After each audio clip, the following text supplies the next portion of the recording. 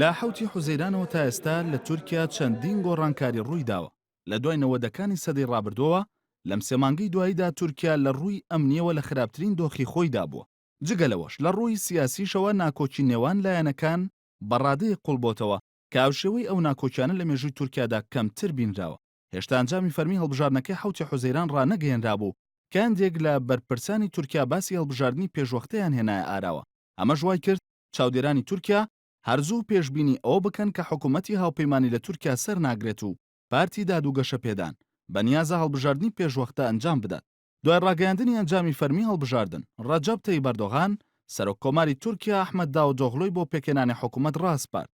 بەڵام دوای کۆتایی هاتنی ماوە یاسایەکەی کە 45 ڕۆژ بوو دانووسانەکانی پێکەنانی حکوومەت شکستی هێنا. دواتر بەپێی یاساکانی تورکیا داوودۆغلۆ لە ڕۆژی 28 ئابدا حکوومەتی کاتی پێکێنە کە لە تورکیا پێی دەوترێت حکوومەتی هەڵبژاردن. هەرێکە لە پارتەکانی جاپە و مەهەپە بەشداریان لە حکوومەتە کاتێکەدا ڕەت کردەوە، بەڵام هەدەپە بە دوو وەزیر بەشداری کرد کە دواتر بۆی پەرەسەندنی ئاڵۆزیەکانی باکووری کوردستان و ڕووداوەکانی جەزیرەوە وەزیرەکانی هەدەپە دەستیان لە کارکێشایەوە. دوای هەڵبژاردنەکان شەڕی ڕاگەاندنی نێوان ئاکەپە و هەدەپە تونتر بوو.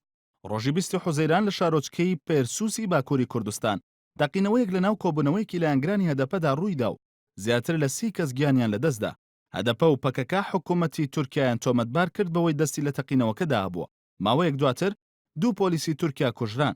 پەکەکە کوشتنی دوو پۆلیسەکەی بە ئەستۆ گرت و ڕایگەیان ئەو دوو پۆلیسە هاوکاری خۆکوژەکەیان کردووە بۆ ئەنجامدانی تەقینەوەکە. دوای کوشتنی دوو پۆلیسەکە حکوومەتی تورکیا ڕایگەیان بەشداری لە شەڕی دژ بە داعش دەکات و هاوکات ڕێگەیدا بە ئەمریکا بنکەی ئاسمانیان چەرلیک بۆ لێدانی داعش بەکار بهێنێت. ڕۆژی 25 تەمووز فڕۆکە جەنگیەکانی تورکیا هاوکات هێرشیان کردە سەر بارەگاکانی پەکەکە لە هەرێمی کوردستان و لەسەر سنووری سووریاش هێرشێکیان بۆ سەر چەکدارانی داعش ئەنجامدا. بەمەش ئاگربەستی نێوان پەکەکە و تورکیا هەڵوەشایەوە کە لە 2012دا ڕاگەیەندرابوو. بەپێی زانیاریەکان لە 25 تەمووزەوە تا ئێستا تورکیا زیاتر لە 500 هێرشی ئاسمانی کردوتە سەر بارەگاکانی پەکەکە و لە بەرامبەریشدا 3 جار هێرشیان کردوتە سەر داعش. لە بەرامبەردا گەریلاکانی پەکەکەش لە ناو باکووری کوردستان هێرشەکانی خۆیان بۆ سەر سوپا و هێزانامنەکان دەست پێکرد. جگە لە گەریلاکانی پەکەکە گەنجانی سەربا تەفگەری گەنجانی شۆڕژگێڕ و وڵات پارێز لە ناو شارەکانی باکووری کوردستان بۆ یەکەم جار شەڕی چەکداریان لە دژی هێزانامنەکان دەست پێکرد و توانیان هەندێک شارۆچکە و تەنانەت هەندێک گەڕێکی شارە گەورەکانیشان کۆنتڕۆڵ بکەن. لەبارەی ئاماری کوژراوانی پێکدادانەکانەوە میدیاکانی سەر بە حکوومەتی تورکیا و میدیاکانی سەر بە پەکەکە زانیاری دژبەیەکیان بەڵاو کردوتەوە. بەپێی میدیاکانی سەر بە حکوومەتی تورکیا نزیکەی 2000 گەریلا و ئەندامی پەکەکە گیانیان لەدەستداوە و لە بەرامبەردا تەنها 80 سەرباز و هێزی ئەمنی تورکیا کوژراون. لە بەرامبەریشدا میدیاکانی نزیک لە پەکەکە باز لە کوژرانی سەدان سەربازی تورکیا دەکەن. هەر لەو ماوەیەدا و دوای دەستپێکردنەوەی شەڕی پەکەکە و سوپای تورکیا بارگاکانی هەدەپە و دووکان و شوێنی کارکردنی کوردانی باکووری کوردستانیش کرانە ئامانج.